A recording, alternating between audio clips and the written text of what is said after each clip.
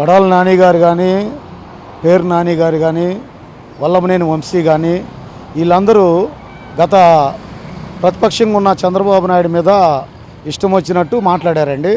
వాళ్ళు రాజకీయంగా అనర్హులండి. ఎందుకంటే వాళ్ళు ప్రజానాయకులుగా, ఎమ్మెల్యేలుగా, మంత్రులుగా చేశారు. ప్రజలకి ఏం మెసేజ్ ఇస్తున్నారు? వాళ్ళు ప్రజలకి ఏం మెసేజ్ ఇచ్చారు? దుర్భాషలు ఆడటం, వ్యక్తిగతంగా మాటలు మాట్లాడటం, వ్యక్తిగతంగా ఇష్టం వచ్చినట్టు ప్రవర్తించడం. మరి చంద్రబాబు నాయుడు గారు ఆయన 3 సంవత్సరాలు ముఖ్యమంత్రిగా చేసిన ఆంధ్రప్రదేశ్ మాజీ ముఖ్యమంత్రి. అలాంటి ముఖ్యమంత్రి ఇప్పుడు ప్రజెంట్ తీసుకుంటే 4వ ముఖ్యమంత్రి. అలాంటి ముఖ్యమంత్రిని మరి మాజీ అని కూడా తెలియకుండానే, తెలుసుకోకుండానే అలాగా దుర్భాషలాడి ప్రవర్తించడం అది కరెక్ట్ కాదండి. కొడాలి నాని గారు అసెంబ్లీలో చండాలంగా మాట్లాడారు, పేరు నాని గారు మాట్లాడారు, వల్లభనేని వంశీ మాట్లాడారు. వీళ్ళందరూ ఎందుకు ఇలా మాట్లాడాల్సి వచ్చిందంటే వీళ్ళంతా ఒక స్కిట్ అండి.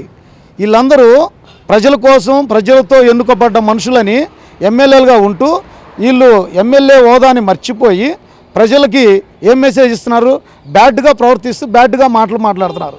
వీళ్ళంతా ఒక స్కిట్ రాసుకొని చంద్రబాబు నాయుడు గారిని, పవన్ కళ్యాణ్ని, లోకేష్ బాబు గారిని టార్గెట్ చేసి మాట్లాడుతున్నారు. అది కరెక్ట్ కాదని నేను చెప్పగలుగుతున్నానండి. అవునన్నా, కరెక్ట్ కాదంటున్నారు. వాళ్ళ మీద ఎలాంటి యాక్షన్ తీసుకోవాలంటారు? ఇప్పుడు వాళ్ళ మీద యాక్షన్ ఏంటండి? ఏది విత్తుతామో అదే కోసుకుంటామండి. వాళ్ళు ఇష్టం వచ్చినట్టు ఎలా ప్రవర్తించారో తిరిగి వాళ్ళ మీద ఇమ్మీడియట్లీగా వాళ్ళు భారత రాజ్యాంగం పట్ల విరుద్ధంగా పనిచేశారు, ప్రజల పట్ల విరుద్ధంగా ఉన్నారు. వాళ్ళు ప్రజాసేవకులుగా అనర్హులు, ప్రజాసేవ చేసింది లేదు. మళ్ళీ వ్యక్తిగతంగా ఒక మాజీ ముఖ్యమంత్రి అని కూడా ఇష్టం వచ్చినట్టు మాట్లాడితే కరెక్ట్ కాదని వాళ్ళని ఇమ్మీడియట్లీగా రాజ్యాంగ ప్రకారం వాళ్ళ మీద చర్య తీసుకోవాలని నేను కోరుకుంటున్నానండి. సంక్రాంతి కల్లా మొత్తం రోడ్లు మొత్తం మరమ్మతులు చేసి ప్రయాణాలు సురక్షితంగా ప్రయాణికులకు అందుబాటులో ఆల్రెడీ స్టార్ట్ చేశారండి. ప్రతి రోడ్లు మరమ్మతులు చేసుకుంటూ వెళ్తున్నారండి. రాబోయే రోజుల్లో మరి ఈ మరమ్మతులు అయిపోయిన తర్వాత రోడ్లు మొత్తం కొత్త రోడ్లుగా మార్చి మరి ప్రయాణికులకు ఇబ్బంది లేకుండా చేస్తామని మరి చంద్రబాబు నాయుడు గారు చెప్పడం జరిగిందండి. అప్పుడైతే లారీలు పడిపోతాయో తెలియదు, మరి అనేక మంది వెహికల్స్, భార్య పిల్లలు భర్త వెహికల్స్ మీద వెళ్తా గుంతల్లో పడిపోయి మరి దెబ్బలు తగిలి హాస్పిటల్కి వెళ్ళే రోజులండి. అలాంటి రోజుల నుంచి ఈరోజు అందరూ చక్కగా ప్రయాణం చేస్తున్నారు. ఆంధ్రప్రదేశ్ మొత్తం హ్యాపీగా ఉన్నారండి. రోడ్ల విషయంలో ఎటువంటి ఇబ్బంది లేదండి. జగన్మోహన్ రెడ్డి గారు ఒక్కసారి నాకు సీట్ ఇవ్వండి, ఆంధ్రప్రదేశ్లో ఒక్కసారి నాకు అవకాశం ఇవ్వండి అని ఇంటింటికి తిరిగి, డోర్ టు డోర్ తిరిగి ఆ కుర్చీ కోసం అడిగాడండి. ఆ కుర్చీ ఆంధ్రప్రదేశ్ ప్రజలు ఇచ్చారు. ఆ కుర్చీ యొక్క తనివి తీరా కూర్చొని 5 సంవత్సరాలు హ్యాపీగా ఉందిలే, ఇంకా నాకు ఈ రాష్ట్రం తప్పనే ఉందని ఆలోచన అండి. మరి అదే అతనికి ఆలోచన లేకపోతే 11 సీట్లు తెచ్చుకున్న ఈ జగన్మోహన్ రెడ్డి, ఈ 11 మంది ఎమ్మెల్యేలు అసెంబ్లీలోకి వెళ్ళి ప్రజలతో ఎన్నుకోబడ్డ ఈ 11 మంది ఎందుకు ప్రజల కోసం పోరాడతలేదు? ఎందుకు అసెంబ్లీకి వెళ్తలేదు? ఎందుకంటే వాళ్ళు వెళ్ళరు. ఎందుకంటే వాళ్ళు సీఎంగా ఉన్నప్పుడు ప్రతిపక్షంగా ఉన్న చంద్రబాబు నాయుడు వాళ్ళ టీంని ఇష్టం వచ్చినట్టు ప్రవర్తించారు, ఇష్టం వచ్చినట్టు దుర్భాషలాడారు, హేళన చేశారు, ఎకిలి నవ్వులు నవ్వారు.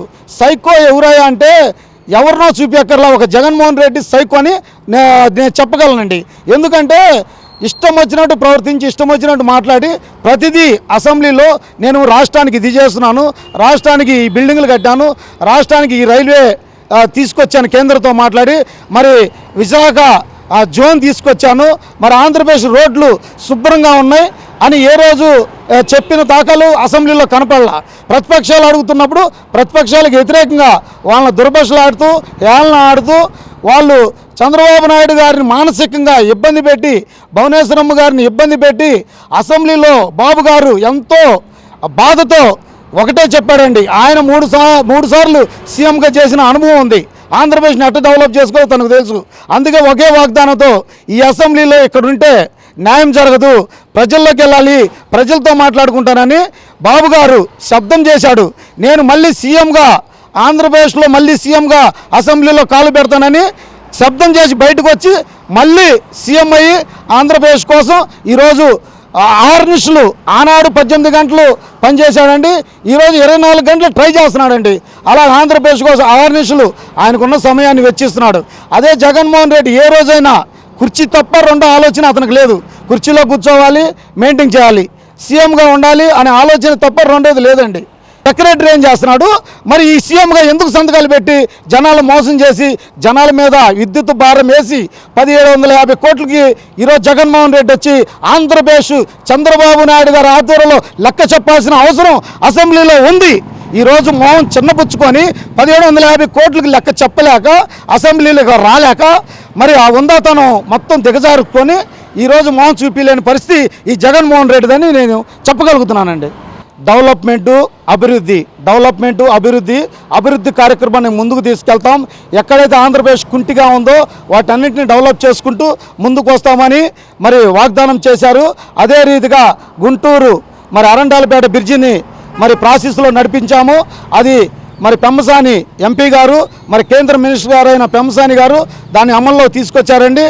అలాగే మరి ఆటోనగర్ కానీ మరి ఇక్కడ వచ్చేలాగ పట్టాపురం బ్రిడ్జీలు కానీ అవి పెట్టుకోవడానికి ప్రాసెస్లో ఆలోచిస్తున్నారండి. ప్రతిదీ ఆంధ్రప్రదేశ్ ఒక గుంటూరే కాదు ఆంధ్రప్రదేశ్ మొత్తాన్ని డెవలప్ చేసుకునే బాధ్యత మరి తీసుకున్నారు.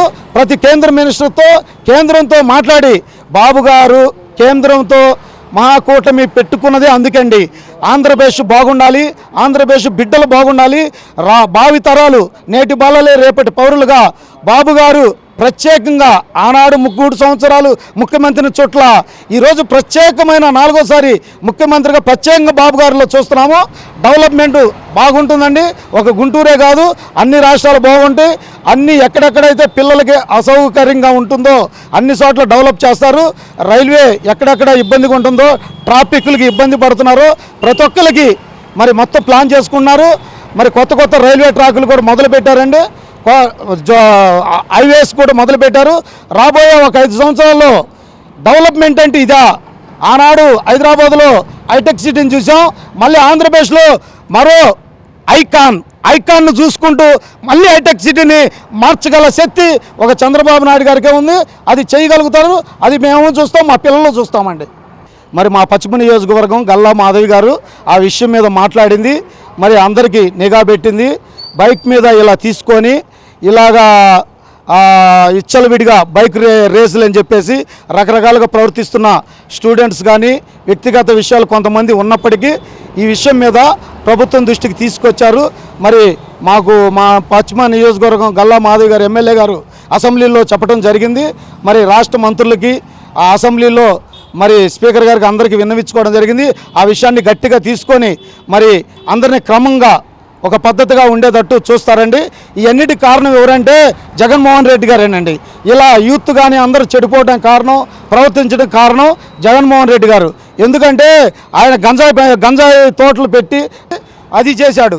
అంటే మత్తు తీసుకున్న ప్రతి వ్యక్తి తనకు తను మర్చిపోయి లోకంలో నేను జీవిస్తున్నానా లేదా, ఎలా ప్రవర్తిస్తున్నానని కూడా సైకాలజీగా చెడిపోయిన పరిస్థితి ఈ యూత్లో ఉందండి. అయితే బాబు గారు వచ్చాడు, మళ్ళీ లా అండ్ ఆర్డర్ని కరెక్ట్గా తీసుకొస్తాడు.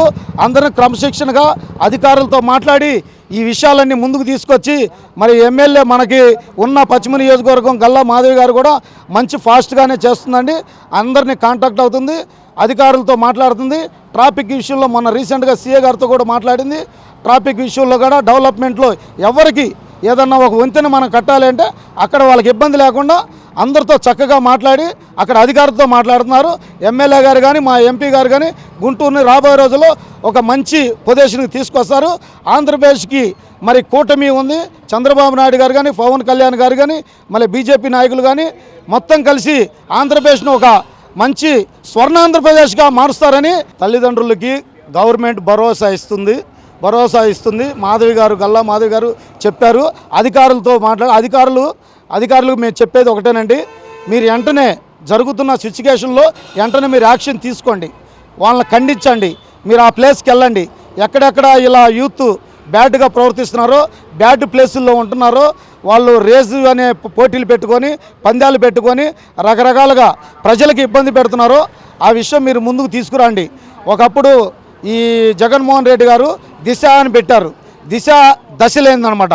ఈ దిశ వల్ల ఉపయోగం లేదు, దశ లేనిది. సో దానివల్ల ఉపయోగం లేదు.